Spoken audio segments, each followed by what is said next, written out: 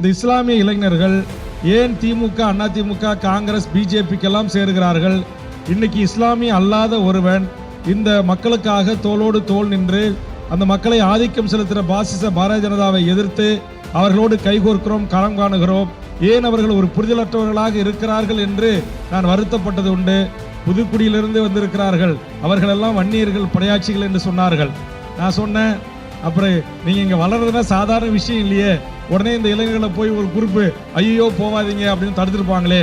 அதே மாதிரி திமுக தடுத்திருக்குமே, அதிமுக தடுத்திருக்குமே, பெரிய கட்சிகள் எல்லாம் உங்களை போக ஒரு கட்சியா, ஒரு அரசியலாய் நீங்கள் ஒன்று சேர்ந்து நீங்கள் ஒரு அணியாக உருவாகுவதை ஏற்றுக்கொள்ள முடியாது என்று சொன்ன போது, தமிழ்நாட்டில் ஒரு அரசியல் கட்சி இன்றைக்கு மற்ற தமிழ்ச்சாதிகளும் நம்பிக்கைக்குரிய தலைவராக ஏற்றுக்கொள்ளக்கூடிய ஒரு இடத்திற்கு தமிழக வாழ்வுரிமை கட்சி வந்திருக்கிறது.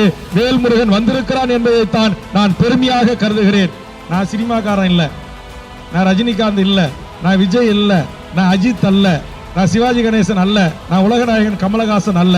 நான் உங்களை போன்று ஒரு விவசாய குடியில் நீங்கள் கடலை நம்பி வாழ்கின்ற கடலோடிகள் என்று அழைக்கப்படுகின்ற அந்த தொழிலை செய்கின்றவர்கள். சினிமாக்காரர்கள் என்பவர்கள் நீங்கள் வைக்கிற கட் அவுட், நீங்கள் செய்கின்ற பாலாபிஷேகம், நீங்கள் முதல் காட்சிக்கு செலவிடுகின்ற ஆயிரக்கணக்கான ரூபாயிலே வாங்குற டிக்கெட்டில் அவர்களுடைய கஜானா உயரும், அவருடைய வங்கி பேலன்ஸ் அதிகரிக்கும். ஆனால் நம்ம வீடுகளிலே இருக்கிற நம்முடைய தாய்கள் உண்டியிலே சேர்க்கின்ற அந்த பணம் கரைந்து போகும். ஆதலால் நாம் எந்த சினிமா என்பது அது ரசிக்கக்கூடியது, அதை சென்றமா, பார்த்தமா, ரசிச்சமா, கை தட்டமான்னு வந்துடணும்.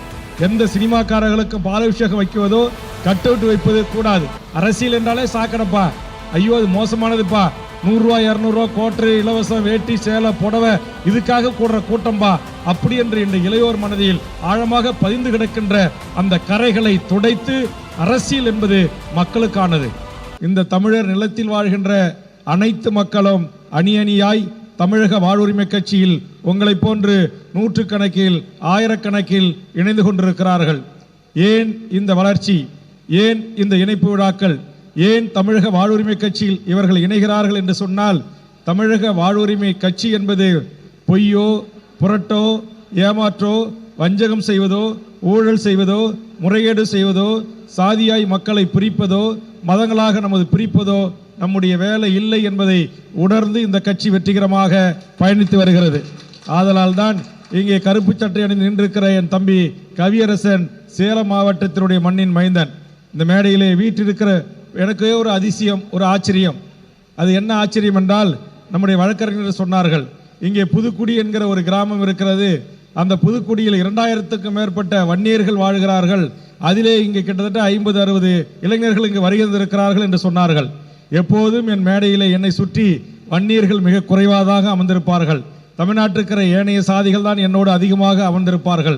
காரணம், என்னை நான் பிறந்த சமூகம் ஏற்றுக்கொள்கிறதோ இல்லையோ, ஆனால் ஒட்டுமொத்த தமிழ் சமூகம் வேல்முருகனை ஏற்றுக்கொண்டிருக்கிறது. அதற்காக நான் பணி செய்து கொண்டிருக்கிறேன் என்கிற ஒரு மனநிறைவோடு களத்தில் இருந்தேன்.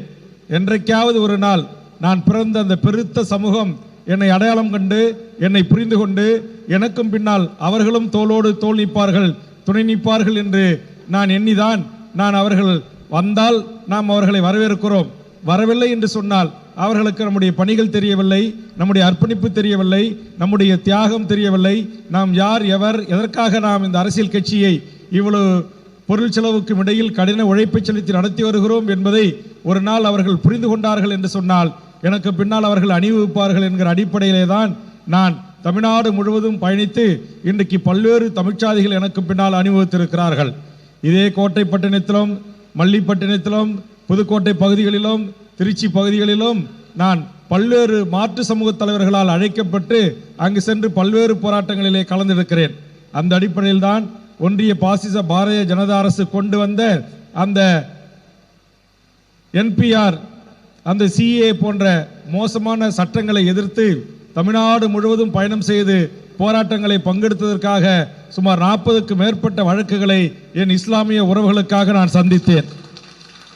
அப்போதெல்லாம் ஒரு நியாஸ் அல்லது ஒரு பாபா அல்லது எங்களுடைய ஊடக பிரிவு தம்பி, இது போன்று அங்கேயே ஒருவர், நம்முடைய தமிழன் சாகுல், நம்முடைய தூத்துக்குடி கெதர் பிஸ்மி அல்லது மதுரை சித்திக், இது போன்று விரல் விட்டு என்னுடைய உறவுகள் தான் என் பின்னால் இருந்தார்கள். அதுவும் கூட ஒரு இஸ்லாமியர் இருந்தால் அது என்ன ஆச்சு திடீரென்று அவரும் ஒரு வழக்கின் காரணமாக சிறைப்படுத்தப்பட்டார். அவர் தமிழ்நாடு சுன்னத் ஜமாத்தினுடைய தலைவராக இருக்கின்ற அக்ரம்கான் அவர்கள் எம் கட்சியிலே மாநில பொருளாளராக ஒரு இஸ்லாமியர்களை தந்து நாம் அழகு பார்த்து வந்தோம். அவர் கூட சிறை சென்று விட்டார். எனக்கு கூட ஒரு மிகப்பெரிய வருத்தங்கள் இருந்தது. இந்த இஸ்லாமிய இளைஞர்கள் ஏன் திமுக, அதிமுக, காங்கிரஸ், பிஜேபிக்கெல்லாம் சேருகிறார்கள்? இன்னைக்கு இஸ்லாமிய அல்லாத ஒருவன் இந்த மக்களுக்காக தோளோடு தோள் நின்று அந்த மக்களை ஆதிக்கம் செலுத்துகிற பாசிச பாரதிய ஜனதாவை எதிர்த்து அவர்களோடு கைகோர்க்கிறோம், கரம் காணுகிறோம்.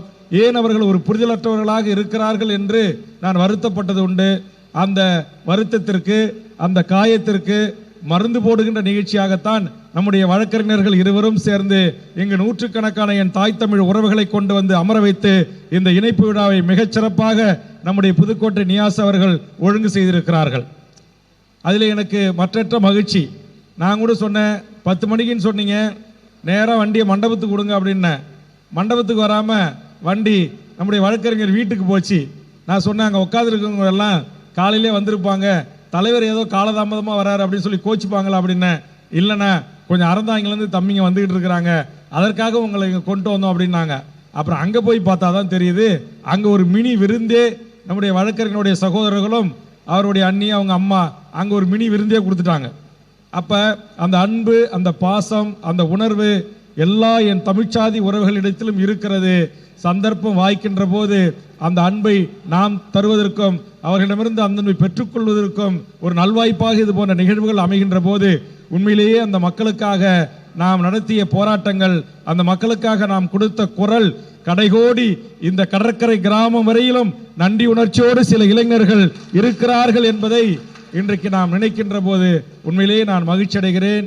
அந்த வகையில்தான் மேடையிலே வழக்கறிஞர் சொன்னார்கள், புதுக்குடியிலிருந்து வந்திருக்கிறார்கள், அவர்களெல்லாம் வன்னியர்கள், படையாட்சிகள் என்று சொன்னார்கள்.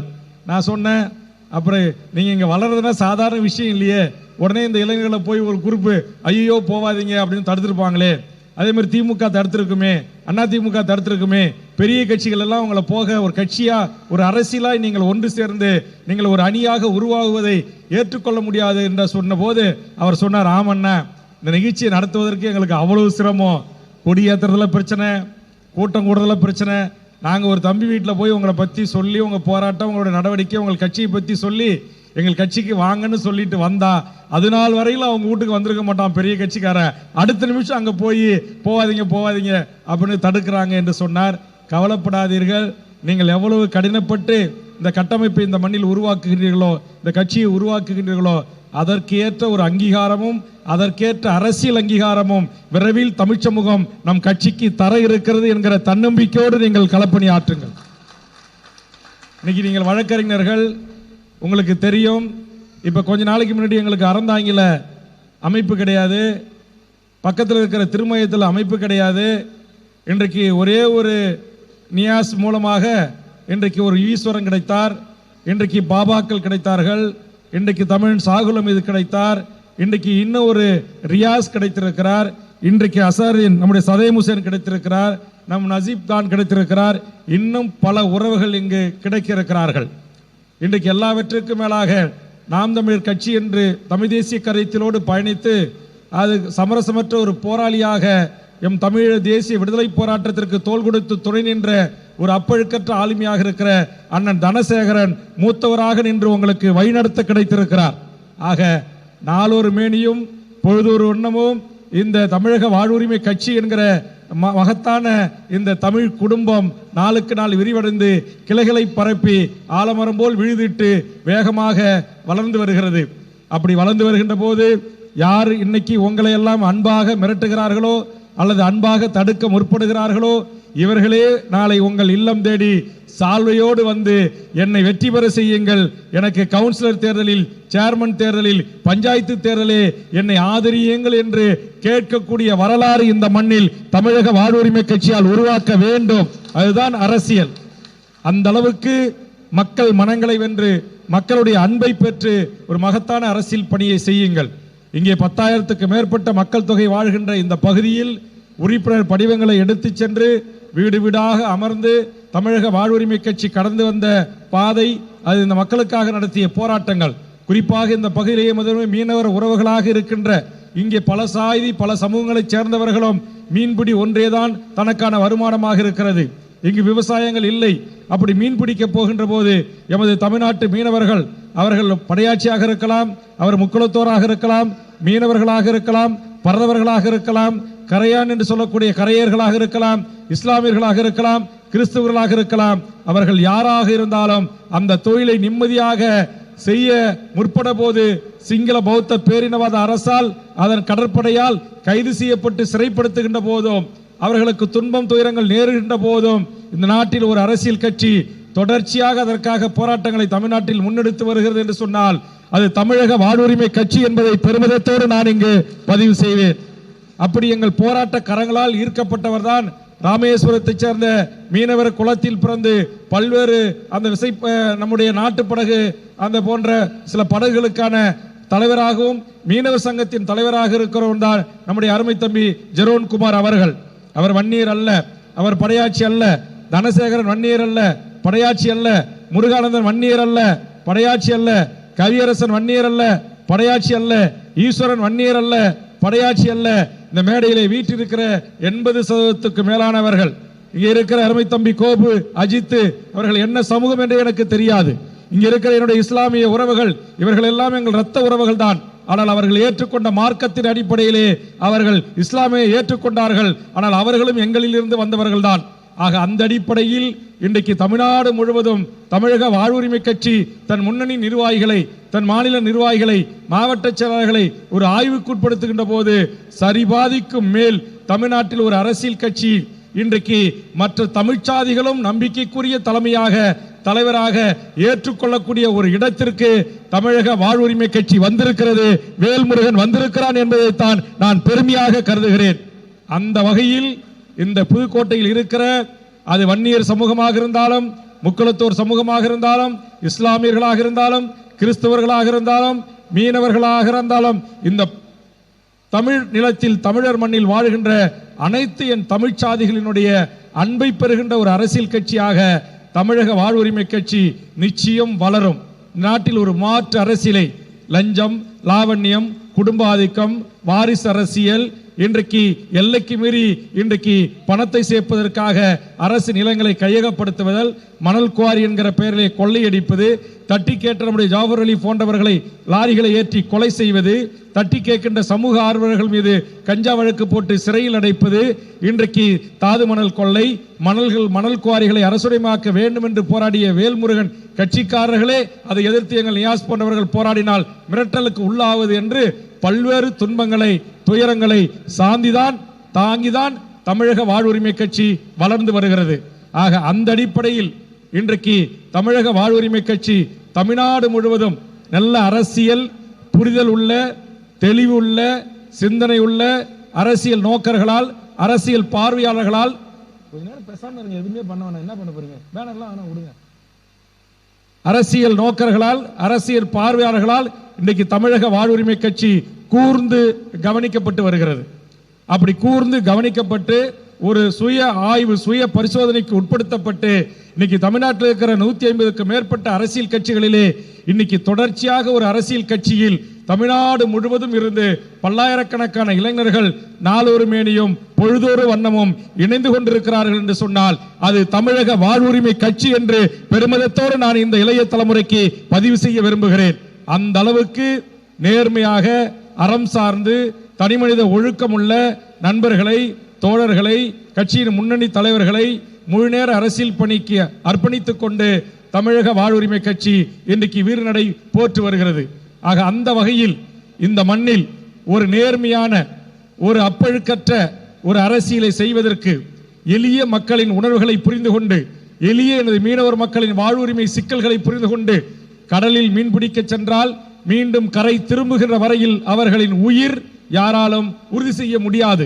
இயற்கை பேரிடர்கள் வரலாம், புயல்கள் வரலாம், அல்லது கடல் சுழற்சி ஏற்படலாம், சுனாமி போன்ற ஆழி பேரலைகள் உருவாகி உயிர் துறக்க நேரிடலாம், அல்லது காற்றின் திசை நோக்கி பயணிக்கின்ற போது அவர்கள் உணவின்றி கூட கடலிலே தவிக்கலாம், அல்லது வருதா புயல், ஒக்கி புயல் போன்ற இயற்கை சீற்றங்களுக்கு முகம் கொடுத்து அண்டை நாடுகளுக்கு கரையேறலாம். அப்படி தன் உயிர் தன் வாழ்வு இன்றைக்கு நிலையானது என்று இல்லாமல் தன் உழைப்பை மட்டுமே மூலதனமாக்கி கடல் பரப்பிலே சென்று மீன் பிடித்து அதற்கான இந்தியாவிற்கான அந்நிய செலவாணியை ஈட்டி மானத்தோடு வாழ்கின்ற எமது மீனவ உறவுகளின் அன்பை பெற்றவனாகவும் வேல்முருகனும் தமிழக வாழ்வுரிமை கட்சியும் இன்றைக்கு இருந்து வருகிறது.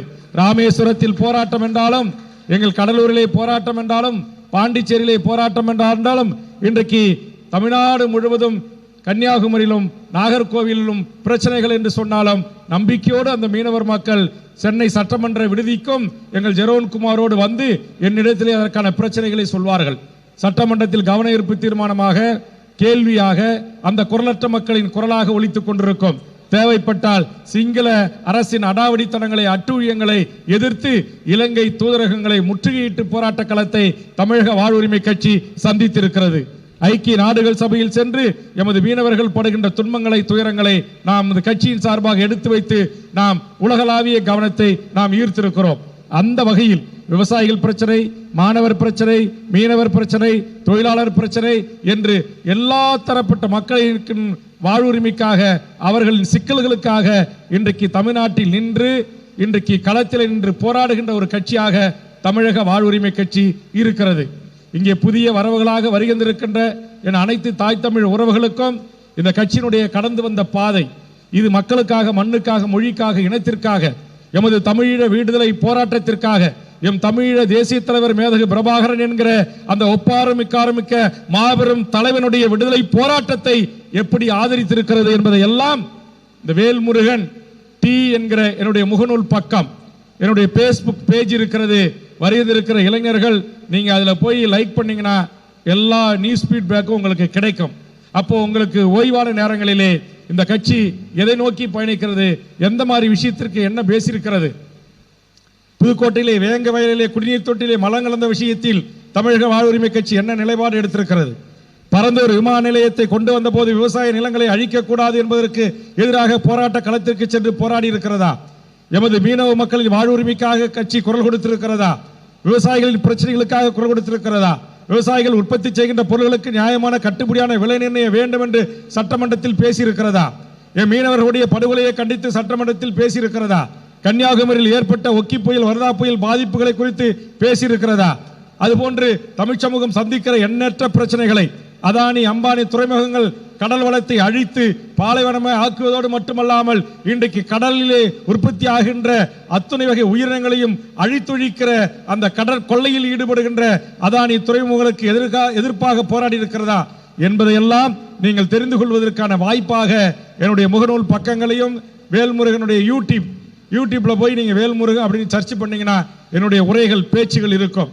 அதை நீங்கள் தேடி பார்த்து அதில் உங்கள் சிந்தனைக்கு, உங்கள் கருத்துகளுக்கு, உங்கள் எண்ணங்களுக்கு ஏற்றவாறு நான் பேசியிருக்கிறேனா, இந்த கட்சி நீங்கள் ஏற்றுக்கொள்ளக்கூடிய அரசியல் கட்சியாக இது பயணிக்கிறதா என்பதை எல்லாம் என் இளைய தலைமுறையும் புதிதாக வருகிற எமது வழக்கறிஞர் பெருமக்களும் நீங்கள் சூழ்ந்து பார்த்து அதை மற்ற மக்களிடம், அதில் உங்களுக்கு உடன்பாடு இருந்தால், அதில் உங்களுக்கு ஒத்த கருத்து இருந்தால் அதை மக்களிடம் பரப்பி, நான் சினிமாக்காரன் இல்லை, நான் ரஜினிகாந்த் இல்லை, நான் விஜய் இல்லை, நான் அஜித் அல்ல, நான் சிவாஜி கணேசன் அல்ல, நான் உலகநாயகன் கமலஹாசன் அல்ல, நான் உங்களை போன்று ஒரு விவசாய குடியில் நீங்கள் கடலை நம்பி வாழ்கின்ற கடலோடிகள் என்று அழைக்கப்படுகின்ற அந்த தொழிலை செய்கின்றவர்கள், என் இஸ்லாமிய உறவுகள் கடல் கடந்து உலகம் முழுவதும் சென்று தன் வேர்வை சிந்தி உழைத்து பணமீட்டி பொருளீட்டி வாழக்கூடியவர்கள், ஏனையவர்கள் எல்லாம் சிறு சிறு தொழில் வணிகங்களை செய்து வாழக்கூடிய உறவுகளாகிய நீங்கள், அதுபோன்று நான் சார்ந்திருக்கிற பகுதிகளில் விவசாயத்தை நம்பி வாழ்கின்ற ஒரு விவசாய குடியில் பிறந்து இன்றைக்கு ஒரு மாற்று அரசியல் இந்த மண்ணில் உண்மையிலேயே உருவாக வேண்டும். மாற்று அரசியல் பேசி வந்தவர்கள் எல்லாம் இன்றைக்கு மடைமாற்றம் செய்யப்பட்டு கொண்டிருக்கிறார்கள் அல்லது பாதை தவறி சென்று கொண்டிருக்கிற இந்த சூழலில் ஏற்றுக்கொண்ட லட்சியத்தில் உறுதியாக இருக்கிறேன். என் உயிர் உள்ளவரை நான் இந்த உலகத்தில் என் உயிரை விட மேலாக நினைக்கின்ற, என் இதயத்தில் வைத்து நான் பூஜிக்கின்ற ஒரு மகத்தான தலைவன் இந்த உலகம் முழுவதும் வாழ்கின்ற 12 கோடி மக்களுக்கு இருக்கிறான் என்றால் அது எமது தமிழீழ தேசிய தலைவன் பிரபாகரன் என்கிற மகத்தான தலைவன். நீ எந்த சாதியாயிரு, எந்த மதமாயிரு, ஆனால் இன்றைக்கு உலகம் முழுவதும் நம்மை பார்க்கின்ற போது, ஓ நீ பிரபாகரன் ஆளா என்று கேட்கக்கூடிய அளவுக்கு உலகத்தை தன் பக்கம் ஈர்த்த அந்த மகத்தான தலைவன். அவரோடு உங்களை போன்று வாழ வேண்டிய வயதில் இருக்கக்கூடிய இளைய தலைமுறை தமிழ் ஈழம் என்கிற அந்த சுதந்திர காற்றை சுவாசிப்பதற்காக அந்த ஈழ மண்ணில் 50,000 போராளிகள் அந்த தலைவனுடைய கண் அசைவுக்கு கட்டுப்பட்டு தன் உயிரையே அந்த நாட்டின் விடுதலைக்காக தியாகம் செய்வதற்காக தற்கொலை படையாக, கரும்புலிகளாக, கடற்புலிகளாக, வான்புலிகளாக அந்த மண்ணில் வீரகாவியம் படைத்திட்ட அந்த மகத்தான தலைவனை என் நெஞ்சில் நிறுத்தி அரசியல் செய்து கொண்டிருக்கிறேன். தமிழர் நிலத்தில் தோழர் நம்முடைய தமிழரசன் ஐயா புலவர் கலியபெருமாள் போன்ற நம்முடைய தமிழ் தேசிய போராளிகள் ஆளுமைகளுடைய வரலாற்று சோடுகளை படித்து அவர்களோடு பழகுவதற்கு, அவர்களோடு பணி செய்வதற்கு வாய்ப்பு கிடைக்கவில்லை என்று சொன்னாலும் அடுத்த தலைமுறை அவர்களிடமிருந்து கைப்பற்றிய அடுத்த தமிழ் தேசிய தலைமுறையோடு பழகி அவர்களோடு களமாடி தமிழக அரசியல் களத்திற்கு வந்திருக்கிறவன் நான். ஆதலால் நான் எங்கேயோ இருந்து வந்தவன் அல்ல, கோடம்பாக்கத்திலிருந்து வந்தவன் அல்ல, அல்லது மிகப்பெரிய செல்வந்தர் குடும்பத்திலிருந்து வந்தவன் அல்ல, உங்களில் இருந்து வந்தவன் என்கிற உணர்வோடு தான் உங்கள் வலிகளையும் வேதனைகளையும் தாங்கி இன்றைக்கு படிப்படியாக இன்றைக்கு தமிழக வாழ்வுரிமை கட்சி ஒரு மிகப்பெரிய அரசியல் சக்தியாக வளர்ந்து கொண்டிருக்கிறது. குறிப்பாக நான் இருக்கிற கடலூர் மாவட்டத்தில் இன்னைக்கு தமிழக வாழ்வுரிமை கட்சி சட்டமன்ற உறுப்பினராக இருக்குது. 2 மாவட்ட கவுன்சிலர்களாக இருக்கிறார்கள். இன்றைக்கு 10க்கும் மேற்பட்ட ஊராட்சி குழு உறுப்பினர்களாக சுயேட்சையாக வெற்றி பெற்றிருக்கிறோம். இன்றைக்கு சின்ன சின்ன பதவிகளை இன்றைக்கு தமிழக வாழ்வுரிமை கட்சி தனித்து பெறக்கூடிய ஒரு ஆளுமை மிக்க அரசியல் கட்சியாக வளர்ந்து வருகிறது. அது ஏதோ கடலூர் மாவட்டத்திலே மட்டுமில்லாமல், அல்லது வன்னியர்கள் வாழ்கின்ற வடதமிழ்நாட்டில் மட்டுமல்லாமல், அது இது போன்ற கடற்கரையோர மாவட்டங்கள், அது புதுக்கோட்டையாக இருக்கலாம், ராமநாதபுரமாக இருக்கலாம், கன்னியாகுமரியாக இருக்கலாம், கடலூராக இருக்கலாம், எல்லா மாவட்டங்களிலும் நல்ல புரிதல் உள்ள இளைய தலைமுறையை அரவணைத்து அரசியல் படித்து உண்மையிலே ஒரு மாற்றத்திற்கான அரசியலை, லஞ்ச லாவண்ய ஊழலுக்கான அரசியலை, ஒரு பாலியல் தொல்லை இல்லாத, சாராய கடைகள் நடத்தப்படாத, கள்ளு கடைகள் நடத்தப்படாத, இன்றைக்கு போதையின் ஊடாக தமிழ் சமூகம் சீரழிவை நோக்கி சந்திக்கிறதே, அந்த சீரழிவிலிருந்து தமிழ் சமூகத்தை காப்பாற்றுவதற்கு, அப்படி தமிழ் சமூகம் தடமாறி போகின்ற போது பெரும் திரளான மக்கள் திரளை திரட்டி அவர்களை நல்வழிப்படுத்துவதற்கான அரசியலை முன்னெடுப்பதற்கு, போராட்டங்களை முன்னெடுப்பதற்கு இன்றைக்கு வழிவகை கண்டுதான் தமிழக வாழ்வுரிமை கட்சி தனது வெற்றி பயணத்தை தொடர்ந்து கொண்டு வருகிறது. அந்த வகையில் இதுநாள் வரையிலும் விரல் விட்டு எண்ணக்கூடிய வகையிலே இருந்த புதுக்கோட்டை மாவட்ட தமிழக வாழ்வுரிமை கட்சி இன்றைக்கு நூற்றுக்கணக்கான இளையோரோடு இந்த கட்சியினுடைய மூவர்ண கலரை கழுத்தில் தாங்கி நூற்றுக்கணக்கான உறவுகள் இந்த அரங்கிலே அமர்ந்திருப்பதை காணுகின்ற போது உண்மையிலேயே நான் பெரும் மகிழ்ச்சி கொள்கிறேன். ஆக இந்த புதிய வரவுகளின் ஊடாக, உங்களை போன்ற இளைய தலைமுறையின் ஊடாக இன்னைக்கு ஒரு 100 பேர் வந்திருக்கீங்க அப்படின்னா, இந்த 100 பேர் போய் ஆளுக்கு ஒரு 5 பேர்கிட்ட சொல்லுங்க, இந்த கட்சி கடந்து வந்த பாதையை சொல்லுங்க, இந்த போராட்டங்களை சொல்லுங்க. குறிப்பா எங்க அண்ணன் தனசேகரன் சொல்லும்போது நம்முடைய முருகானந்தம் ஜெரவன்குமார் பேசுகின்ற போது சொன்னது மாதிரி, சட்டமன்றத்தில் நான் திமுக கட்சியோடு கூட்டணியில் இருந்தாலும் கூட மக்கள் விரோத சட்டங்களை எதிர்க்கிறேன், மக்கள் விரோத திட்டங்களை எதிர்க்கிறேன். NLC நிலத்தை கையகப்படுத்த திமுக முயற்சி செய்தாலும் சென்று மக்களோடு அமர்ந்து தடுக்கிறேன். பரந்தூர் விமான நிலையத்தை அரசே நடைமுறைப்படுத்த முயற்சியாலும் போராடுகின்ற மக்களோடு கைகோர்க்கிறேன். அதானி துறைமுகம் விரிவாக்கத்திற்காக எனதருமை எண்ணூர், கும்மிடிப்பூண்டி, திருவேற்காடு மீனவர்கள் போராட்ட களத்தில் இருக்கிறார்கள் என்றால் அவர்களோடு நான் கைகோர்க்கிறேன். ஆக என்னை பொறுத்தவரையில் மக்கள் விரோத திட்டங்களாக இருந்தாலும் சட்டங்களாக இருந்தாலும் அதை எதிர்த்து போராடுகின்ற, அதை எதிர்த்து கேள்வி கேட்கிற, அதை தடுத்து நிறுத்துவதற்கு என்னுடைய சட்டமன்ற உறுப்பினர் என்கிற பதவியை பயன்படுத்துகிறேன். இந்த குரலற்ற மக்களின் குரலாக நான் இருக்கிறேன். CA NRC சட்டமாக இருந்தாலும், NPR சட்டமாக இருந்தாலும், இன்றைக்கு ஒன்றிய அரசு கொண்டு வந்திருக்கிற புதிய கல்வி கொள்கையாக இருந்தாலும், இன்றைக்கு இந்திய முழுக்க ஒரே நாடு, ஒரே தேர்தல், ஒற்றை மதம், இந்து மதம் என்று ஆதிக்க அரச பயங்கரவாத சட்டங்களை இந்த மண்ணில் கொண்டு வந்தாலும் அதை எதிர்க்கிற ஆளாகவும் வேல்முருகனும் தமிழக வாழ்வுரிமை கட்சியும் நாம் இருக்கிறோம். ஆதலால் விரல் விட்டு எண்ணக்கூடிய ஒரு 10 சகோதரர்களை கொண்டு என்னுடைய அருமை சகோதரர் நம்முடைய நியாஸ் அவர்கள் புதுக்கோட்டையிலே வித்தியாசமான போராட்டங்களை நடத்தி மக்களின் கவனத்தை ஈர்த்தார். இன்றைக்கு நூற்றுக்கணக்கான என் புதிய வரவுகளோடு இவர்களின் வலி சுமந்த வாழ்க்கைக்கு, இவர்களுடைய பிரச்சனைகளுக்கு ஒரு போராடுகின்ற ஒரு மக்கள் இயக்கமாக தமிழக வாழ்வுரிமை கட்சி இருக்கும், இருக்க வேண்டும் என்ற என்னுடைய விருப்பத்தை தெரிவித்து, எமது தலைமையை ஏற்றுக்கொண்டு வருகின்றிருக்கிற நீங்கள், எனக்கு பீடி, சிகரெட்டு, தண்ணி, குட்கா, பான்பராக் எந்த பழக்கமும் இல்லை. அதனால் உங்களிடம் அன்றாடி நான் கேட்டுக்கொள்வது, நீங்கள் அனைவருமே பெருந்திரளாக இருக்கக்கூடியவர்கள், இளையோராக இருக்கிறீர்கள். இது போன்ற தீய பழக்க வழக்கங்களுக்கு ஆளாகாமல் உங்களை பெற்று வளர்த்து ஆளாக்கிய உங்கள் தாய் தந்தையரை வணங்குகின்ற, அவர்களை கரை சேர்க்கின்ற, அவர்களை பாதுகாக்கின்ற ஒரு இளைய தலைமுறையாக நாம் உருவாக வேண்டும். இந்த மண்ணில் சினிமாக்காரர்கள் என்பவர்கள் நீங்கள் வைக்கிற கட் அவுட்டு, நீங்கள் செய்கின்ற பாலாபிஷேகம், நீங்கள் முதல் காட்சிக்கு செலவிடுகின்ற ஆயிரக்கணக்கான ரூபாயிலே வாங்குற டிக்கெட்டில் அவர்களுடைய கஜானா உயரும், அவருடைய வங்கி பேலன்ஸ் அதிகரிக்கும். ஆனால் நம்ம வீடுகளிலே இருக்கிற நம்முடைய தாய்கள் உண்டியிலே சேர்க்கின்ற அந்த பணம் கரைந்து போகும். ஆதலால் நாம் எந்த சினிமா என்பது அது ரசிக்கக்கூடியது, அதை சென்றமா பார்த்தோமா ரசிச்சோமா கைத்தட்டமான்னு வந்துடணும். எந்த சினிமாக்காரர்களுக்கும் பாலாபிஷேகம் வைக்குவதோ கட் அவுட் வைப்பது கூடாது. அதே போன்று எனக்கும் மாலை போடக்கூடாது, சால்வை அணிவிக்க கூடாது, பட்டாசு வெடிக்க கூடாது, கட் அவுட்டிலே பதாகைகள் வைக்கிறீர்களே எல்லாம் அங்கே அதுபோன்று வீண் செலவுகள் தவிர்க்கப்பட வேண்டும்.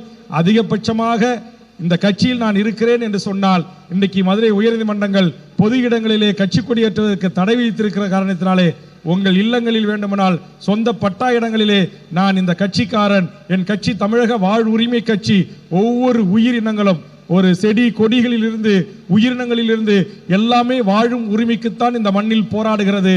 அப்படி போராடுகிற அந்த இனங்களுக்காக, அது மனித குலமாக இருந்தாலும் இயற்கையாக இருந்தாலும் கால்நடைகளாக இருந்தாலும் அந்த இனங்களுக்காக போராடுகிற இந்த தமிழக வாழ்வுரிமை கட்சியில் நான் இருக்கிறேன் என்பதற்கான ஒரு அடையாளமாக உங்கள் சொந்த இடங்களிலே கொடியேற்றலாம், அல்லது உங்கள் வண்டி வாகனங்களிலே உங்கள் வீடுகளிலே இந்த அடையாளம் இருக்கலாம்.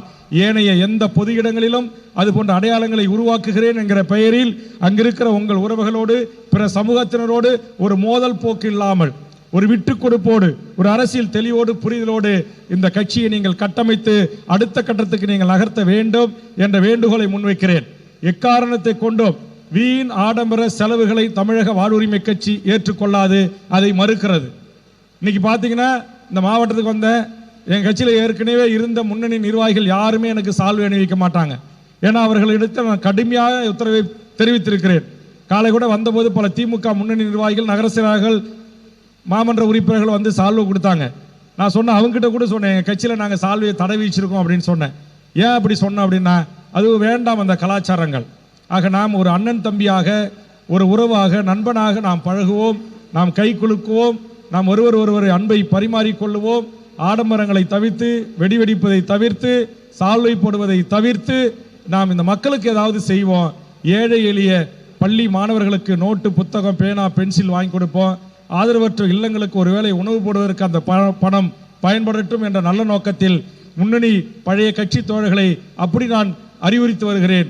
அந்த வகையில் இன்றைக்கு இங்கே இணைந்திருக்கிற அனைத்து என்னுடைய உறவுகளும் நான் சொன்ன இந்த வேண்டுகோளை ஏற்றுக்கொண்டு தீய கெட்ட பழக்க வழக்கங்களுக்கு ஆளாகாமல் உங்கள் உடல் உழைப்பை செலுத்தி உங்களுடைய தாய் தந்தையர் உங்களை படிக்க வைத்து நல்லதொரு கல்வியை பெற்று நீங்கள் சமூகத்தில் ஒரு நல்ல மேன்மைமிக்க ஒரு இடத்திற்கு நீங்கள் வர வேண்டும். இன்றைக்கு ஒன்றிய அரசுடைய தேர்வுகள், மாநில அரசுடைய போட்டித் தேர்வுகள் இது எல்லாம் இருக்கிறது. நாம் உழைத்து சம்பாதித்தாலும் கூட சமூகத்தில் ஒரு மதிக்கத்தக்க வாழ்வு என்பது நீங்கள் கற்கின்ற அந்த கல்வியின் ஊடாகத்தான் உங்களுக்கு கிடைக்கும். இங்கே இருக்கக்கூடிய யாராவது ஒரு இளைய தலைமுறை நாளைக்கு இங்கே ஒரு குரூப் 1 தேர்விலே ஒரு கோட்டாட்சியராக, ஒரு டிஎஸ்பியாக, ஒரு நீதிபதியாக நீங்கள் தேர்வு பெற்று வருகிறீர்கள் என்று சொன்னால் எவ்வளவு பெரிய செல்வந்தராக இருந்தாலும் நாளை உங்களை அலுவலகத்தில் பார்க்க வருகின்ற போது மரியாதையோடு உங்களை வணங்குவார். நீங்கள் ஒரு டிஸ்ட்ரிக்டுடைய எஸ்பியாக, ஒரு மாவட்டத்துடைய ஆட்சித்தலைவராக, ஒரு மாவட்டத்துடைய நீதிபதியாக வருகின்ற போது எவ்வளவு பெரிய எம்எல்ஏ, எம்பி, மந்திரியாக இருந்தாலும் ஐயா வணக்கம் என்று சொல்லிவிட்டுத்தான் அவன் அங்கே நீதிமன்ற படிக்கட்டுகள் மேலே ஏறி நின்று கூண்டிலே ஏறுவான். ஆக அந்த கல்விக்கென்று ஒரு மிகப்பெரிய மகத்துவம் இருக்கிறது, அந்த கல்விக்கென்று மிகப்பெரிய ஒரு அங்கீகாரம் இருக்கிறது. எமது அருமை மீனவர் தொழிலை நம்பி மீன்பிடிய மட்டும் எமது உறவுகள் தொழிலாக மட்டும் கொள்ளாமல் அடுத்தடுத்த தலைமுறை நீங்கள் கல்வி பெற்று, அறிவு பெற்று, பொருளாதாரத்தை ஈட்டுகிற அதே வேளையில் மிகச்சிறந்த ஆளுமை உள்ளவர்களாக, அரசு பதவிகள் பியூரோக்ரசியாக நீங்கள் உருவாக வேண்டும். அதுபோன்ற அரசியல் துறையிலும், அரசியல் என்றாலே சாக்கடைப்பா, ஐயோ அது மோசமானதுப்பா, 100 ரூபா 200 ரூபா கோட்டை, இலவசம் வேட்டி, சேலை, புடவை, இதுக்காக கூடுற கூட்டம்பா, அப்படி என்று இந்த இளையோர் மனதில் ஆழமாக பதிந்து கிடக்கின்ற அந்த கரைகளை துடைத்து அரசியல் என்பது மக்களுக்கானது. இங்கே பேசுகிற இந்த ஒளிவாங்கியிலிருந்து, நான் போட்டிருக்கிற இந்த சட்டையிலிருந்து, நீங்கள் உட்கார்ந்து இருக்கிற இருக்கை சேர்லிருந்து, இந்த மண்டபத்திலே பொருத்தப்பட்டிருக்கிற அத்தனை விதமான பொருள்களுக்கும் விலை நிர்ணயம் செய்வது அரசியல் தான். ஒருவேளை உண்ணுகிற உணவு, அதற்கு நாம் வாங்குகிற ஒருபடி அரிசி, அரசியல் தான் விலையை தீர்மானிக்கிறது. எண்ணெயிலிருந்து, பருப்பிலிருந்து, காய்கறியிலிருந்து இன்னைக்கு ஒன்றிய நிர்மலா சீதாராமன் ஜிஎஸ்டி போடுறாங்க இல்ல, அது அரசியல் தான். ஆக அரசியல் என்பது சாக்கடை அல்ல.